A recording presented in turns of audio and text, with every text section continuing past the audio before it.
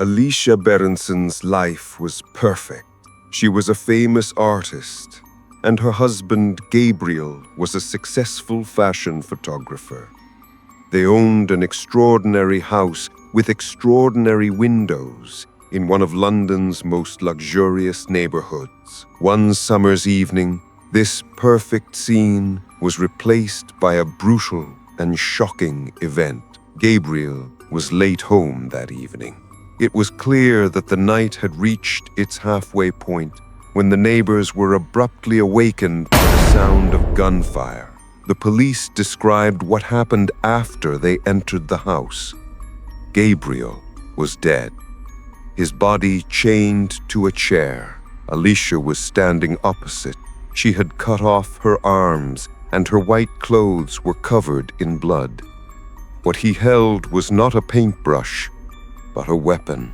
This was one of my fears. What's truly frightening is that Alicia hasn't said a single word since that night. Not to the police, not to the hospital, not to the doctors. It was simply the silent patient from that point on. What could possibly cause a person to be engulfed in eternal silence? Today we are going to read Alex Michaelides' brilliant book, Silent Patient, which will leave you thinking. Our story begins with Theo Faber. Theo is 42 years old and a successful forensic psychotherapist. However, he admits that he did not choose this profession to help people, contrary to the cliched lies he told in job interviews, but actually entered this field to heal himself because Theo was a shattered soul in his childhood. His father was a man who suffered from unpredictable fits of rage and terrorized the home. Theo's childhood was filled with the crack of his father's belt, threats flying through the air, and those dark moments when he hid under the bed and wished he could disappear. He was never safe in that house. His father's voice saying, "You are nothing," echoed in his mind for years. Even when he went to college, he couldn't escape that voice and attempted suicide. But a therapist named Ruth pulled him out of that dark pit. Ruth taught him compassion and rebuilt him. That's how Theo came to believe in the power of therapy. When Theo heard about Alicia Berenson's case, he was working at a prestigious institution like Broadmoor. But Alicia's silence drew him like a magnet. While everyone saw Alicia as a monster, Theo saw his own wounded past in her. Alicia's silence, Theo believed, was not a sign of madness, but the cry of an unresolved trauma.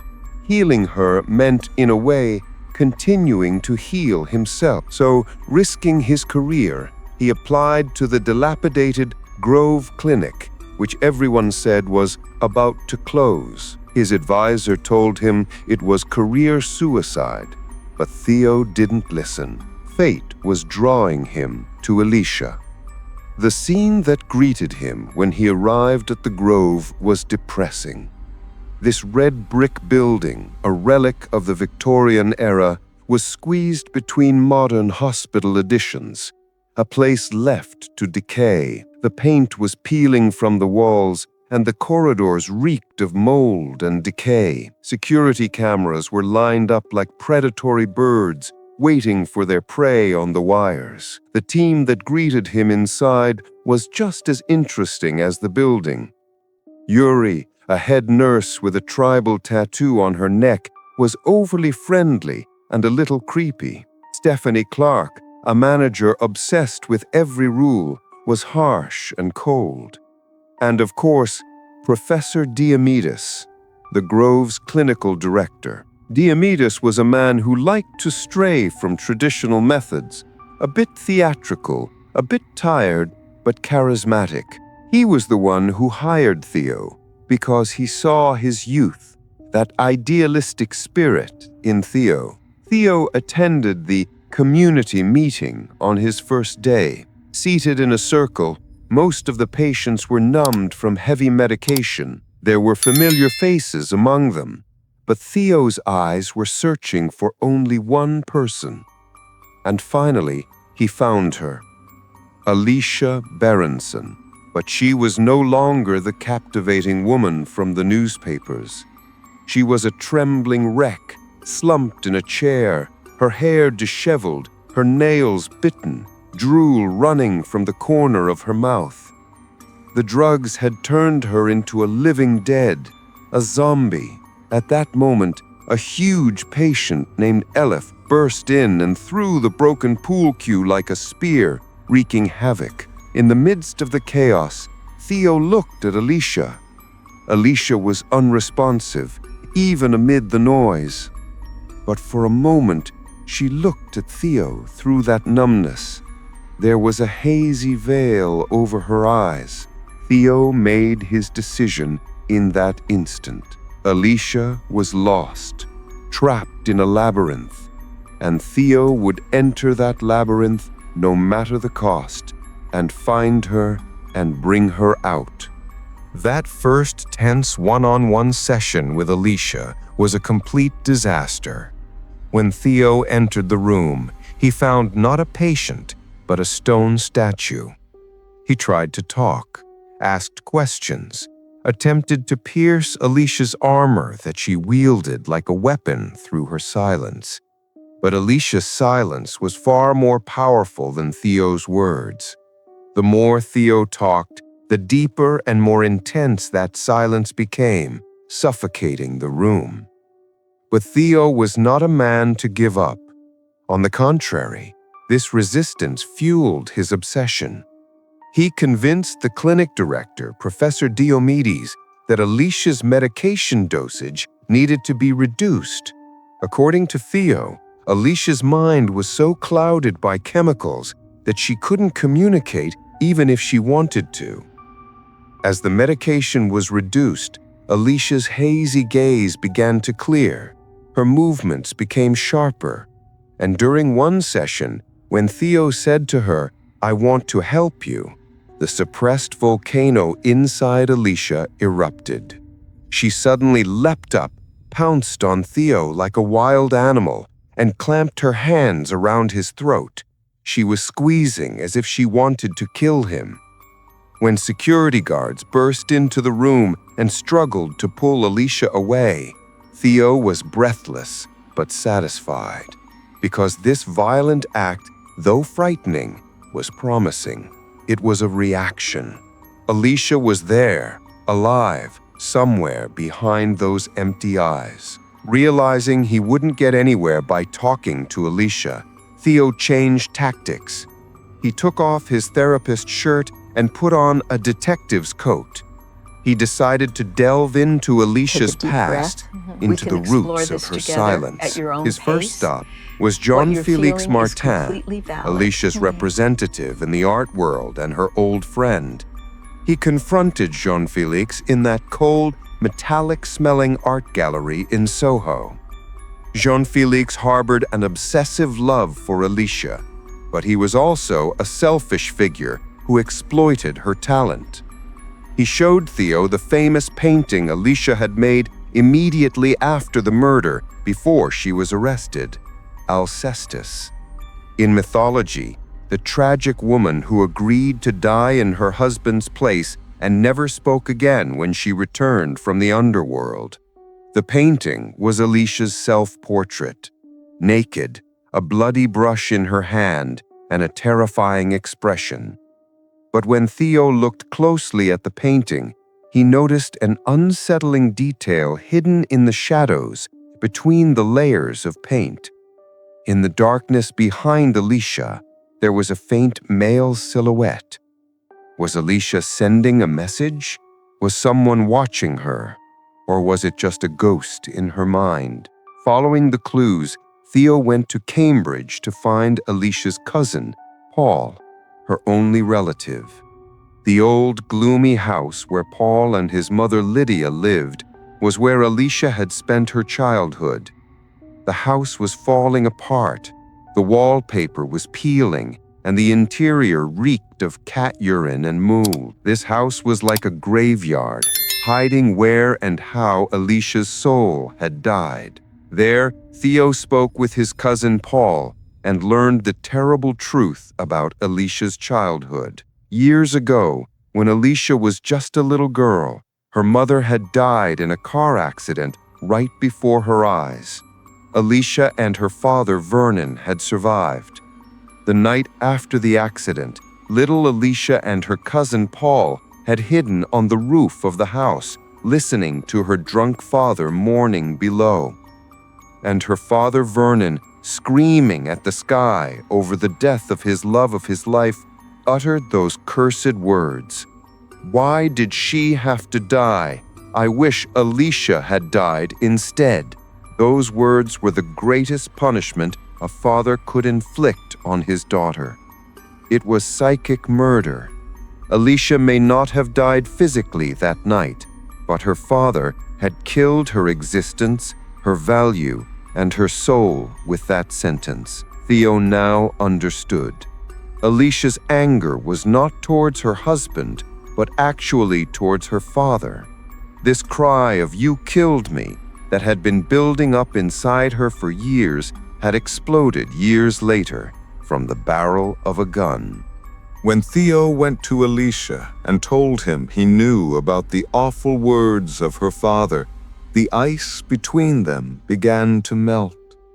Alicia felt that Theo understood her, and finally, instead of talking to him, she gave him her most intimate secret, the black box of her mind, her diary. When Theo opened that old notebook with trembling hands and began to read, the case took a completely different turn.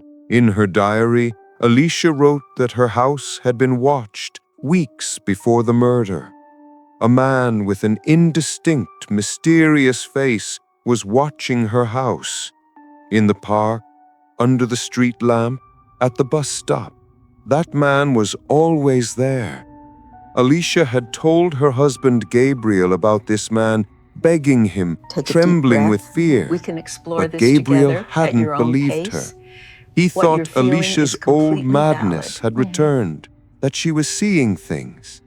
Instead of protecting her, he tried to get her on medication. But Alicia was certain. That man was not imaginary. He was there, and he was getting closer. The last pages of the diary ended with the night the man entered the house with unfinished sentences. This showed that Alicia's silence was not the silence of guilt, but the silence of indescribable fear, a trauma caused by no one believing her. Meanwhile, on the other side of the story, Theo's own life was collapsing like a silent scream. From the beginning of the book, we heard how deeply Theo loved his wife Kathy, how she had saved him. But one evening, Theo accidentally found shocking emails on his wife's open computer. Kathy was cheating on him.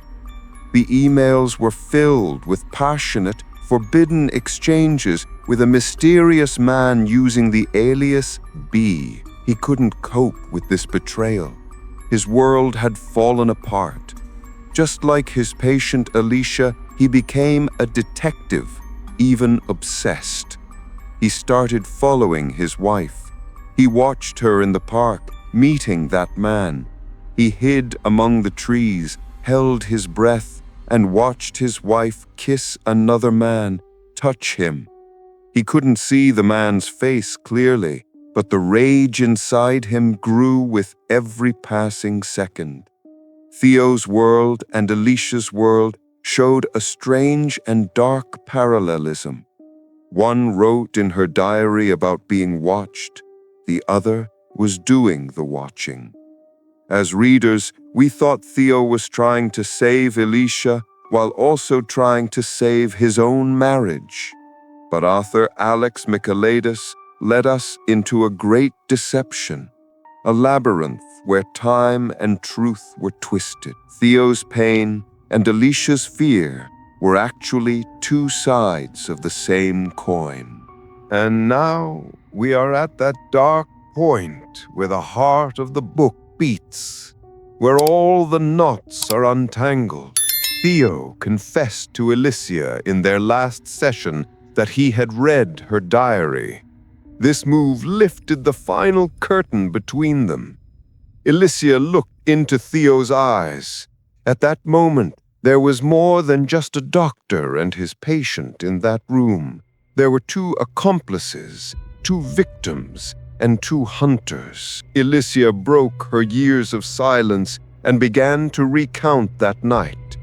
How the masked man had slipped into the house, how he had incapacitated Gabriel, how he had tied them back to back. Alicia told the story. Theo listened. But there was a deadly lie in Alicia's story. She said the masked man killed Gabriel and fled. But Theo knew this was a lie. Why? Because, and now prepare for the most shocking, most mind-bending twist in literary history. The pervert who had been watching Alicia for weeks, the masked man who entered her house that night, was Theo Faber himself. Yes, you heard right. Author Alex Michaelides played with our perception of time, leading us into a huge deception. The story we read throughout the book about Theo being cheated on by his wife Kathy was not happening in the present, but in the past. The secret lover Kathy, Theo's wife, referred to as B, the one she was madly in love with, was Alicia's husband, Gabriel. Theo was devastated when he learned of his wife's betrayal. However, instead of confronting his wife, he focused on the other side of this betrayal, on Gabriel. He followed him, watched his life, and saw the selfish man behind the seemingly perfect life. Theo's goal was not to kill Gabriel. That would have been too simple. His goal was to unmask Gabriel. He wanted to prove to his beloved wife Alicia what a cowardly, selfish man he was. That night, when Theo entered the house wearing his black ski mask, he tied Gabriel and Alicia to chairs. The stage was set. Theo pressed the gun to Gabriel's temple, and he offered him that terrible choice that no human soul could bear. His voice was ice cold. Choose, Gabriel. Will you die, or will your wife Alicia? Time stood still in that moment. Alicia waited for her husband to say, "Take me, spare her." She expected heroism, sacrifice. But Gabriel, the man who claimed to be in mad love with Alicia, without hesitation, without even a tremor in his voice, uttered those words, "I want to live." At that moment, no gun went off in the room, but Alicia was shot. It wasn't the bullet that killed her. What killed her was her husband's betrayal. This moment was a reference to Alicia's childhood, to the moment when her father said, "I wish Alicia had died," when her mother died. Her father had killed her spirit as a child. Her husband was killing her now. As an adult, Theo didn't pull the trigger.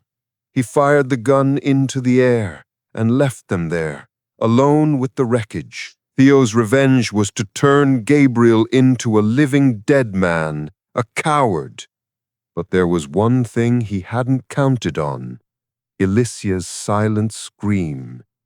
After Theo left, Alicia freed herself from the ropes. She picked up the gun from the ground, and she looked at that stranger, Gabriel, trembling and apologizing in front of her. And she pulled the trigger. Not once, but 5 times. She shot him in the face. And then she fell silent, because there were no more words to say, no more pain to describe. Theo, trying to save a marriage, had created a murderer. We return to the present day of the story, to the cold corridors of the Grove Clinic. Alicia realized that the therapist sitting across from her, Theo, was the masked man who had ruined her life. She saw this truth in Theo's eyes. Theo was no longer a savior, but a cornered hunter. If Alicia spoke, Theo's entire constructed life would end. So Theo made his final and most terrifying move. He acted not to heal Alicia, but to silence her forever. He injected her with a high dose of morphine, making it look like suicide. Alicia fell into a coma.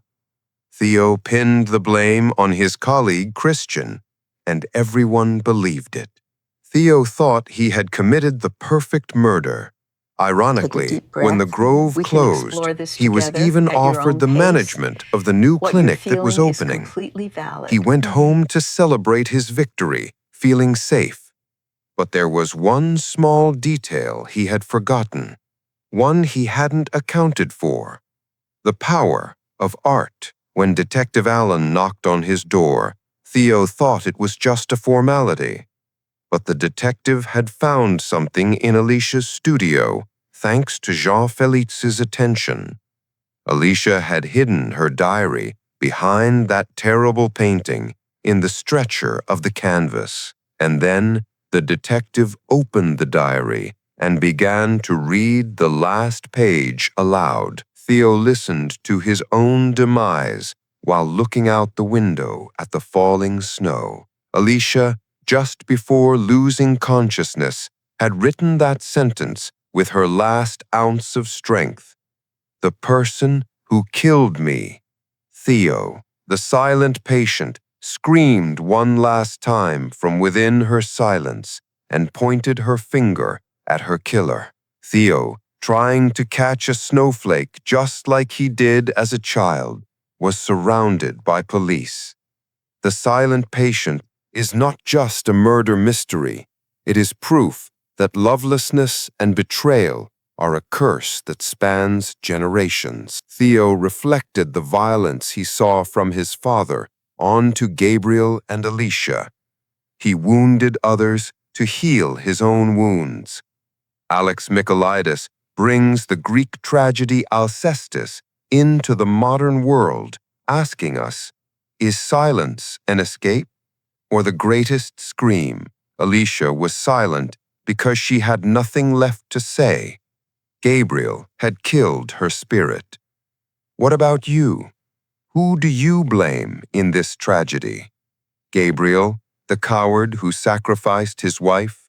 Theo, who turned from a wounded child into a monster? Or those toxic parents who engineered this destruction? I look forward to your theories in the comments. Don't forget to subscribe to Daily Books and ring the bell to get lost in literature's darkest corners. See you on the next page.